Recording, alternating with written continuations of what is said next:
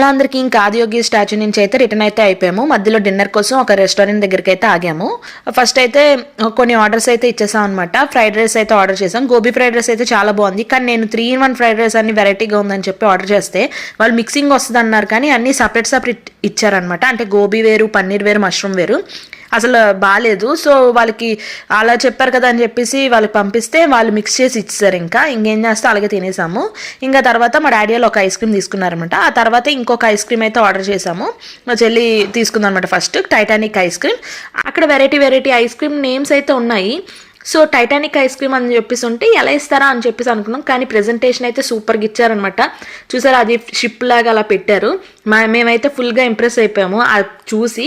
కానీ ice cream అయితే నార్మల్గానే ఉంది. ప్లస్ ఇంకోటి ఏంటంటే అదేదో సిరప్ వల్ల, చాక్లెట్ సిరప్ వల్ల దేనివల్ల జిడ్డు వాసన అయితే లాగా వచ్చిందనమాట.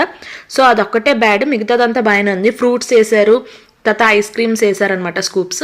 ఇంకా మాకు నచ్చేసి ఇంకొక 2 ఆర్డర్ చేసుకున్నాము, కానీ ఫ్లేవర్స్ వేరే ఇచ్చానమాట నేను. సో ఇంకా తీసుకొని ఫుల్గా తినేసాము. ఇంకా అందరం ఐస్ క్రీమ్ ఇంకా ఫుడ్ మాత్రం ఫుల్గా సఫా చేస్తాం అనమాట. ఇంకా బయటకు వచ్చేటప్పటికి క్లోజింగ్ టైం కూడా అయిపోయింది, రెస్టారెంట్ కూడా క్లోజ్ చేస్తారు. ఇంకా రిటర్న్ అయితే ఇంటికి వెళ్ళిపోయాము.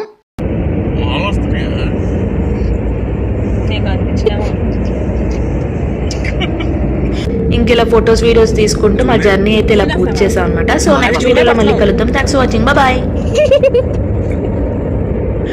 వస్తున్నానా? ఇప్పటికీ రావట్లేదు. వస్తున్నా